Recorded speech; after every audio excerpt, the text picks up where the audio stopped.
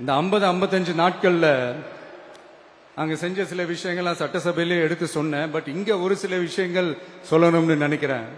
இந்த மின்சாரத்துறையில இதுக்கு முன்னாடி போட முடியாம இருந்த அந்த பதவி உயர்வை இப்பதான் எங்களால போட முடிஞ்சது.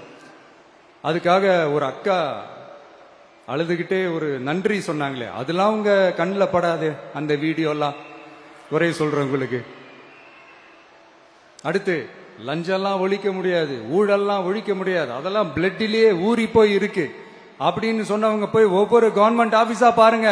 ஒரு பைசா லஞ்சம் இல்ல, ஒரு பைசா ஊழல் இல்ல, வேலையெல்லாம் சும்மா டக்கு டக்கு டக்கு நடக்குது.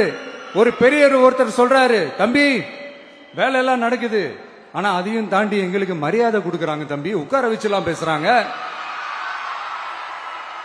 இதெல்லாம் இதுக்கு முன்னாடி நடந்ததே இல்ல. அவனை போய் பாரு, இவனை போய் பாரு, இந்த ஆபீசரை போய் பாருன்னு சொல்லி அலைய விடுவாங்க.